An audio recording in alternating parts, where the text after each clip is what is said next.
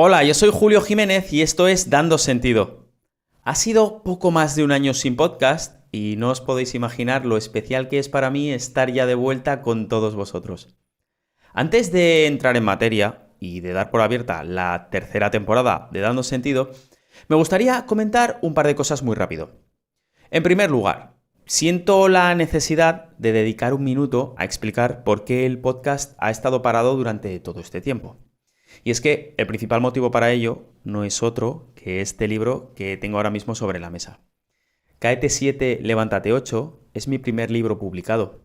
Es uno que ha requerido de casi todo el tiempo libre que me dejaba mi trabajo como actor. Cualquiera que haya escrito un libro sabe la cantidad de dedicación que requiere hacer una cosa de estas. Han sido en total 2 años de trabajo, pero no puedo estar más contento con el resultado. Cáete 7, levántate 8 es un libro que entraría en el género de la autoayuda. En él presento un método desarrollado por mí mismo que entrena la mente para ser más resiliente y positiva, reducir la cantidad de emociones negativas, fomentar las emociones positivas y con ello vivir una vida bien llevada y con propósito. A este método de entrenamiento mental lo he llamado método REM, por las siglas de los elementos que lo componen: racionalidad, estoicismo y meditación. En él explico cómo, usando estas tres herramientas, podemos aprender a reducir el sufrimiento innecesario y con ello acabar siendo más felices y agradecidos en nuestro día a día. El libro está repleto de técnicas, ejercicios y prácticas sacadas de la psicología cognitiva, de la filosofía del estoicismo y de la meditación tipo mindfulness. De verdad, y estoy siendo honesto aquí, creo que este es un buen producto. Es un libro que se está vendiendo en todo el mundo y que tiene en este momento una media de 5 estrellas de valoración tanto en Amazon como en Goodreads. Estoy convencido de que este libro es algo que puede cambiar las vidas de muchas personas a mejor, así como creo que no hay absolutamente nada similar en el mercado ahora mismo. Así que, si quieres echarle un vistazo, lo tienes ya a la venta en Amazon, en edición física y en ebook Kindle. Por si te interesa, también puedes pasarte por mi página web juliojimenez.org y solicitar una copia premium en tapa dura firmada por mí. Ya sabes, si quieres apoyar mi trabajo de algún modo o si crees que este libro puede ser útil para ti o para algún conocido tuyo, no lo dudes, pásate por Amazon o por mi web y hazte con él. Y ahora, en otro orden de cosas, quería dedicar un momento también a daros las gracias a los que estáis ahí, porque a pesar de que el podcast ha estado parado durante mucho tiempo, la cantidad de descargas en Spotify, Apple Podcast y en otras plataformas de audio, así como en YouTube, ha crecido durante el último año de manera exponencial. Imaginaos la sorpresa que me llevé al ver que mientras yo estaba ocupado con el libro y con mi trabajo de actor, la cantidad de visualizaciones y suscripciones al mismo no paraba de subir. Y a la vez que estaba muy contento por ello, también me sentía muy frustrado, porque no tenía tiempo de publicar nada nuevo. En cualquier caso, ya estamos aquí. Muchas gracias a los recurrentes y bienvenidos a los nuevos. Por último, os pido un favor. Si tenéis un minuto, para mí significaría al mundo que os suscribierais al podcast o a mi canal de YouTube y sobre todo dedicarais un segundo a dejar una review. Esto ayuda a que más gente descubra mi trabajo. Así que, sin más dilación, empezamos.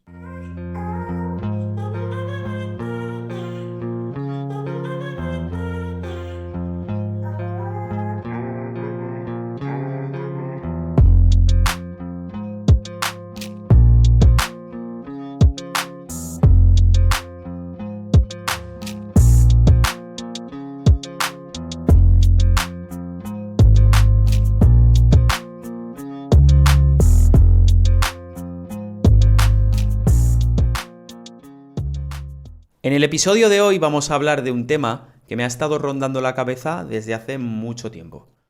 Un tema realmente difícil de abordar y que considero muy personal.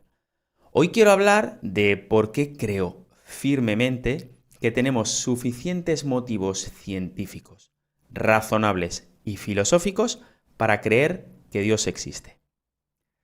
Ahora, antes de comenzar con este tema tan enormemente difícil y que seguro va a resultar controvertido, tengo que dar varios avisos muy importantes. En primer lugar, he de decir que estoy completamente seguro de que es imposible demostrar que Dios existe. Del mismo modo que estoy igual de convencido de que es imposible demostrar que Dios no existe. El argumento que quiero hacer trata de que, mirando la evidencia que tenemos alrededor, la que nos brindan los últimos descubrimientos científicos, así como el llamado argumento moral, todo parece apuntar a una altísima probabilidad de que haya un creador inteligente detrás de todo lo que conocemos. Es necesario decir también que no soy tan iluso como para creer que todo el mundo va a estar de acuerdo con lo que voy a argumentar aquí. Seguro habrá mucha crítica, porque este es un tema vital, uno al que absolutamente todas las personas han de enfrentarse, quieran o no, a lo largo de su vida. De hecho, según el historiador británico Paul Johnson, la existencia o no de Dios es la cuestión más importante a la que los humanos jamás podremos enfrentarnos. Hay que ser realista. No voy a poder demostrar la existencia de Dios en este podcast. Lo siento. Aún así, tengo que decirte que el cristianismo tiene un argumento realmente convincente, de lo mejor que yo haya oído, para explicar por qué no se puede demostrar la existencia de Dios en este mundo. Pero ese te lo contaré al final de mi argumentación. Me gustaría dar también otro aviso. Si eres ateo o agnóstico, eres libre de criticar las evidencias que voy a presentar todo lo que quieras. Pero te digo que eso es algo que no podrás hacer en base a que mis argumentos no vengan desde el más absoluto de los escepticismos o no estén basados en razón. Yo he sido un ateo militante y convencido durante más de 2 décadas.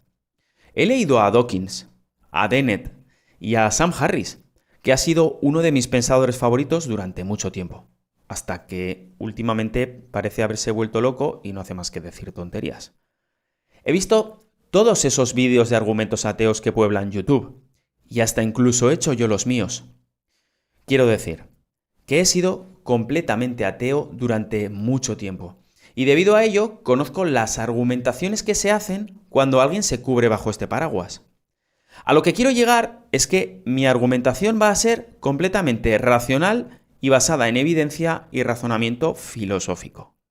Me podrás criticar, pero te aseguro que no será porque lo que diga sea sin una base lógica o racional. Lo siguiente que quiero decir es que aquí no va a estar todo lo que se puede decir sobre el tema de la existencia o no de Dios, ni muchísimo menos. Eso sería prácticamente imposible. Lo que voy a exponer aquí es el razonamiento deductivo de expertos en biología, cosmología, filosofía y otros campos de estudio que ha hecho que tenga que humildemente reconocer mi error y cambiar mi postura acerca de la existencia de Dios. Y así es como, en un proceso largo pero constante, dejé primero de considerarme ateo, para pasar después a considerarme agnóstico, para rápidamente darme cuenta de que el agnosticismo no es una opción seria o consistente y acabar a día de hoy considerándome creyente convencido. Mira, yo no quiero convencer a nadie de nada. No gano nada con ello, ni tengo interés.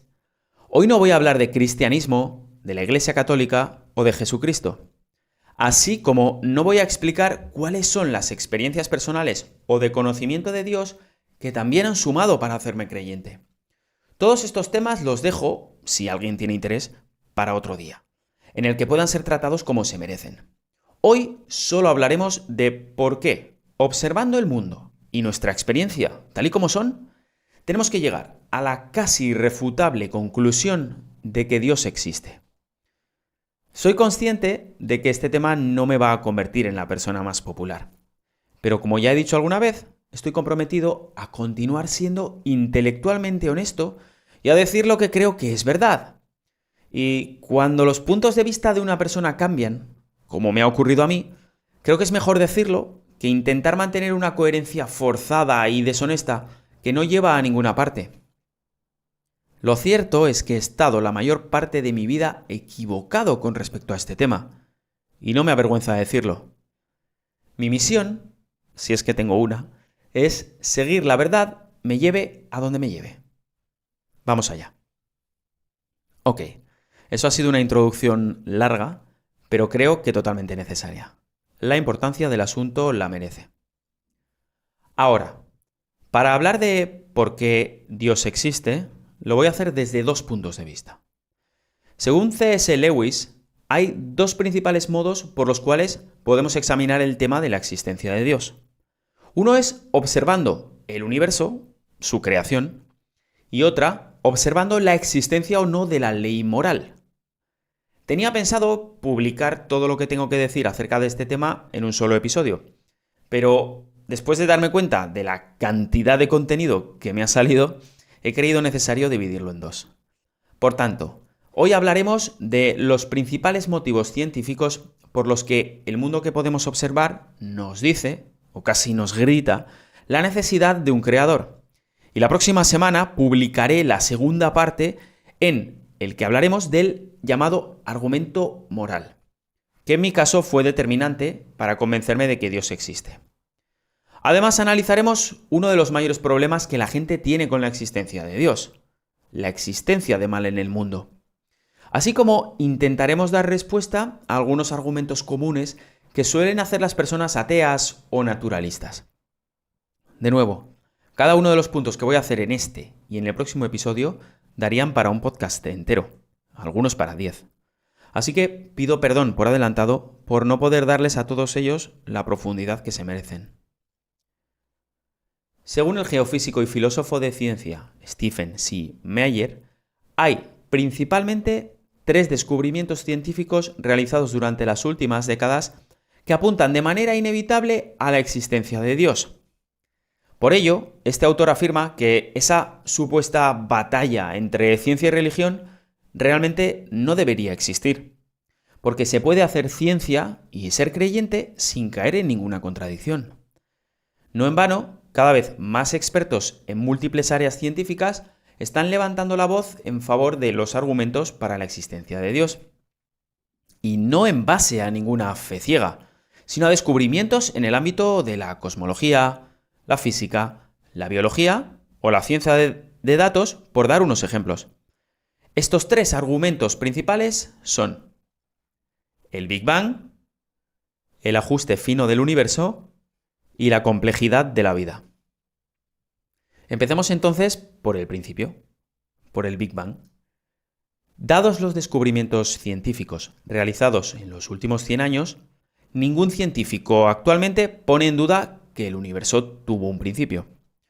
Un momento en el pasado en el que una explosión inicial, a la que llamamos Big Bang, creó la materia, energía, espacio y tiempo. Uno de los principales motivos que tiene la ciencia para creer esto es la observación de varios astrónomos, entre los que se encontraba Edward Hubble, de que las galaxias parecen estar alejándose unas de otras. El universo, por tanto, se está expandiendo. Eso solo puede significar que si rebobináramos la película hacia atrás, por fuerza, todo tuvo que empezar en un punto central, concreto y finito en el tiempo. Sin embargo, en la época, una gran cantidad de científicos se negaron a aceptar este descubrimiento. Sin ir más lejos, Einstein, llevado por sus propias ecuaciones a esta misma conclusión, rechazó la idea de que el universo hubiera tenido un principio. Más tarde, tuvo que rendirse a la evidencia y acabó aceptando esta proposición como cierta, llegando a decir que el hecho de haber negado el Big Bang había sido uno de los mayores errores de su carrera.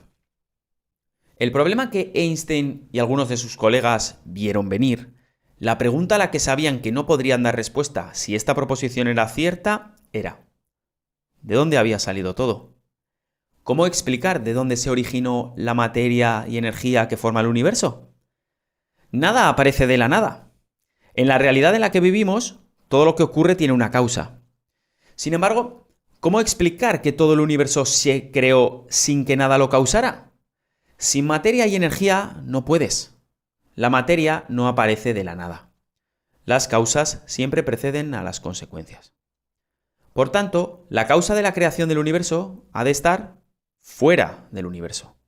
No puede estar formada ni de materia ni de energía. Ha de ser inmaterial. No puede existir dentro del espacio, ni puede estar limitada por una variable como el tiempo. Ha de ser eterna. Además, esta causa tiene que ser todopoderosa. Si no, ya me dirás cómo va a crearlo todo. Pero la cosa no acaba ahí. Esta debe tener características personales, ser inteligente. Porque elegir entre crear el universo y no crearlo es tomar una decisión. Y tomar una decisión es algo que solo la inteligencia hace. Por tanto, si quieres generar un universo, por fuerza necesitas un ser inmaterial, eterno, todopoderoso e inteligente. Si ves un cuadro, sabes que alguien lo ha pintado. Si ves un edificio, sabes que alguien lo ha diseñado y construido. Si ves un libro, sabes que alguien lo ha escrito. Un cuadro no puede pintarse a sí mismo, del mismo modo que un edificio no puede construirse a sí mismo. Un libro es prueba suficiente de que hay un escritor. Ahora, sabiendo esto, la postura atea quiere convencernos de que todo el universo, todo lo que existe, ha salido de la nada. Y a mí eso no me parece una explicación racional. Quizá ahora sería el momento en el que aparecería uno de los contraargumentos más comunes, que suele ser algo así como: muy bien, listillo. Si explicas la existencia del universo con la existencia de Dios, ¿cómo explicas la existencia de Dios? ¿De dónde viene Dios? Es curioso que esta suele ser siempre la pregunta que hace un ateo cuando se plantea un argumento científico que propone la existencia de Dios. Ahora, si me dices eso a lo que te acabo de contar, es que no me has escuchado con suficiente atención. Como te he dicho, Dios ha de ser eterno para poder crearlo todo. Solo algo fuera del tiempo puede crear el tiempo. Así que, si me preguntas eso, es que no has pensado bien en lo que significa eterno. Cuando decimos que algo es eterno o infinito, significa que no tiene una causa primera y ha estado siempre ahí. Si no, no usaríamos esa palabra y hubiéramos elegido otra. Dios no puede estar limitado ni por el tiempo, ni por el espacio, ni por la materia. Tiempo, espacio y materia han de ser creados a la vez. Si tienes materia, pero no tienes espacio, ¿dónde la pones? Si tienes materia y espacio, pero no tienes tiempo, ¿cuándo lo pones? El Dios que ha creado tiempo, espacio y materia no puede estar limitado por estos tres parámetros, del mismo modo que no puede estar dentro de estos tres parámetros. No puedes encontrar al escritor dentro del libro que ha escrito, o al pintor dentro del cuadro que ha pintado. Es por eso que si eres intelectualmente serio, tienes que empezar a olvidarte de la imagen que tiene de Dios un niño de 10 años, como si fuera un ser con barba que vive en una nube. Ok, continuamos con el siguiente descubrimiento científico de la existencia de Dios. El conocido como argumento del ajuste fino del universo. Este nos dice que las leyes fundamentales y parámetros físicos del universo están ajustados en su mínima expresión para hacer la vida posible. Parámetros como la relación entre la fuerza del electromagnetismo y la fuerza de la gravedad, la fuerza nuclear fuerte, la constante cosmológica, el modo en que se comporta y la forma que tiene el carbono, que es la base de la vida, y muchas otras variables deben estar exactamente ajustadas a la más mínima variación en sus valores, porque si no, no permitiría la vida en el universo en el que vivimos. Las posibilidades de que este ajuste fino ocurriera por accidente son tan infinitesimales que incluso físicos, ateos y agnósticos han tenido que reconocer lo implacable de este argumento. Como dice el físico británico Paul Davies, la impresión de que el universo ha sido diseñado es abrumadora. La cuestión es que un universo generado al azar es necesariamente un universo muerto. Lo que mantiene este argumento es que no es razonable pensar que todo tiene los valores exactos que tiene por pura suerte o azar. Este problema del ajuste fino es algo que vuelve locos a los científicos. No solo por esta casi nula probabilidad de que esto ocurriera aleatoriamente, sino porque no parece haber ninguna explicación lógica o física por la cual estos parámetros tienen los valores que tienen. Hay que entender que estos podrían ser distintos sin violar necesariamente ninguna ley de la física, la lógica o las matemáticas.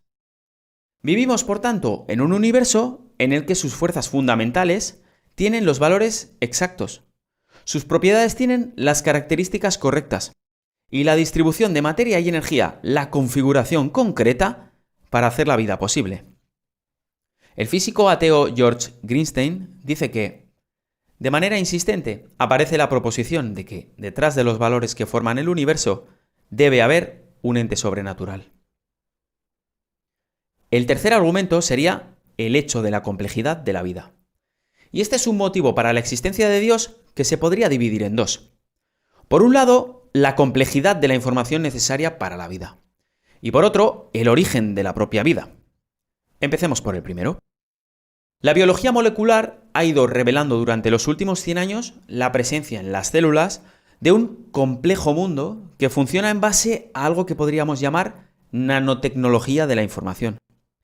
Se trata del código que podemos encontrar en el ADN y el ARN, así como también ha visto la existencia de máquinas moleculares tan complejas que escapan a toda explicación acerca de su origen. Hemos descubierto que existe dentro de nuestras células un almacenamiento, transmisión y proceso de datos que puede parecerse, pero que acaba excediendo y por mucho nuestra tecnología digital más avanzada. Desde luego, no es algo que podrías esperar de un mundo puramente materialista, desarrollado de manera ciega y sin propósito. La ciencia no ha encontrado todavía ninguna explicación válida a la proposición naturalista y atea que dice que la información en el interior de nuestras células se generó en base a la evolución de solo materia. Porque yo te pregunto, ¿cómo se crea esa información tan compleja que tenemos codificada en nuestro interior en base a átomos inorgánicos? El ser humano no conoce ningún proceso que cree información de la no información y que no implique la acción de un ser inteligente. Mira, si vamos tú y yo andando por la playa y me preguntas, oye Julio, ¿esas ondas que hay marcadas en la arena, cómo se han creado? Y te contesto, eso ha sido el mar. Me dirás, bueno, muy bien. Pero si seguimos andando y vemos en la arena escrito Juan ama a Laura, y me preguntas, ¿quién ha hecho eso? Y te digo, el mar. Vas a creer que estoy loco. Vas a creer que te estoy tomando el pelo. Vas a pensar que lo que te acabo de decir es ridículo. Es obvio que esas letras que transmiten una información las ha creado alguien. ¿Cómo un proceso que no es inteligente puede de manera aleatoria crear datos? No es posible. Hay inteligencia, hay información, porque lo que sea que ha creado este mundo es inteligente. No hay otra explicación válida. Y esto enlaza perfectamente con la otra parte de la cuestión. Y es que no tenemos ni idea de cómo se originó la vida. Para crear una célula viva se requiere la existencia de una gran cantidad de proteínas. Y para crear estas proteínas hace falta información genética almacenada en tu ADN para saber cómo hacerlas. A día de hoy no existe ninguna teoría de evolución química no dirigida que explique el origen de la información digital necesaria para crear la primera célula viva en base a sustancias químicas inertes. Dicho de otro modo, no sabemos cómo se creó vida partiendo de la no vida. El problema es que no podemos explicar la descomunal cantidad de información incluida en la célula solo por cambios aleatorios. La probabilidad de que, por pura casualidad, se generara la cantidad de información necesaria para crear la más sencilla de las proteínas es infinitesimal, tan pequeña que podemos pensar que no existe. Y eso, aun teniendo en cuenta los miles de millones de años que se dice tiene el universo. De nuevo, los sistemas de información digital solo pueden generarse en base a la inteligencia. La cuestión es que si tú tomas tu código genético y vas realizando pequeños cambios aleatorios en la disposición de ese código, si cambias las AES, las Cs, las Gs y las Ts que forman el código, vas a acabar corrompiendo todo el sistema mucho antes de generar nada que funcione. Cualquiera que sepa algo de informática es capaz de ver esto. Si tú coges el código en base al cual funciona cualquier programa en un ordenador y empiezas, digamos, a cambiar aleatoriamente los unos y los ceros que forman ese código, vas a degradar ese mismo código, conseguirás que todo el sistema no funcione, mucho antes de empezar a acumular mejoras en él. Acumular mejoras que den resultado a nuevas funciones. Es una cuestión de lógica. Todo esto demuestra que decir que la teoría del diseño inteligente es pseudocientífica es falso. Es una teoría basada en la ciencia, del mismo modo que muchas otras teorías lo son. Y ahora, como me siento generoso, después de explicar los 3 argumentos científicos principales para la existencia de Dios, te voy a dar uno más extra. Se trata de la inteligibilidad del universo. Algo que ha intrigado desde siempre a los filósofos. Es el hecho de la fiabilidad de la mente humana. La pregunta es, ¿podemos confiar en el modo en el que nuestro cerebro procesa la información sensorial que nos llega? El problema es el siguiente. ¿Cómo podemos demostrar que lo que vemos es la realidad en base a datos empíricos? No se puede hacer. Para dar sentido a lo que percibimos, tenemos que presuponer que la naturaleza es uniforme. Pero para demostrar que la naturaleza es uniforme, tenemos que usar lo que percibimos. Y con esto entramos en una definición circular. No puedes demostrar la fiabilidad de la mente humana observando el mundo. Tienes que asumir que la mente es fiable para poder observar el mundo. Como dijo Einstein, lo más incomprensible del universo es que es comprensible. Sin embargo, existe una salida a esta aparente trampa filosófica. Si presupones que nuestras mentes fueron concebidas por un creador que nos dio esa fiabilidad que podemos usar para dar sentido a un mundo que él también creó, entonces se produce una correspondencia entre el modo en el que funciona la mente y el modo en el que funciona el mundo. Esta es la idea en la cual está basada absolutamente toda la ciencia que ha hecho la humanidad. La idea de la inteligibilidad del universo. La naturaleza está llena de patrones que nosotros podemos interpretar porque nuestra mente está creada en la imagen de un creador racional que originó el diseño, los propios patrones, las leyes y el orden en el universo. Por supuesto, la ciencia ha intentado dar respuesta a todos estos argumentos que te estoy dando. Y lo ha hecho creando cada vez más extrañas y complejas teorías que, en última instancia, no dan solución satisfactoria a estas cuestiones. Se ha propuesto que la existencia de información en nuestro ADN puede deberse a que ésta fue diseñada por alienígenas. Pero por supuesto, esto es dar una patada al balón y creer que con eso resolvemos algo, cuando no es así. Aunque esta teoría, que se conoce como panspermia, fuera cierta y los alienígenas no se hubieran diseñado, entonces cabría preguntarnos, ¿quién diseñó a los alienígenas? ¿Quién hizo a seres lo suficientemente complejos como para ser capaces de crear o cultivar vida inteligente? ¿Te das cuenta? Acabas con tu argumento donde lo empezaste y no solucionas nada. También se ha intentado dar respuesta al Big Bang o al ajuste fino proponiendo la existencia de múltiples universos paralelos. Pero de nuevo, esta proposición no arregla nada. En el caso de que haya una fábrica de universos, del que salió el nuestro, ¿quién creó esa fábrica de universos? Y algo más interesante. Si propones que nuestro universo está ajustado al mínimo en sus leyes fundamentales porque existen otra cantidad de universos donde no es así, entonces estás diciendo que los universos de algún modo se tienen que comunicar entre sí. Porque si no, ¿cómo es que unos universos tienen unas leyes y otros otras? Para mantener esta teoría necesitas una superestructura por encima de todos los posibles universos. Algo así como un mega aparato que cree universos. Pero esa estructura creadora, de nuevo, tendría que tener los parámetros ajustados también de manera muy exacta para funcionar. Y vuelves a acabar donde empezaste. Por tanto, y resumiendo hasta ahora, si eres ateo, tienes que afirmar que un universo donde las causas preceden a las consecuencias se creó sin ninguna causa anterior.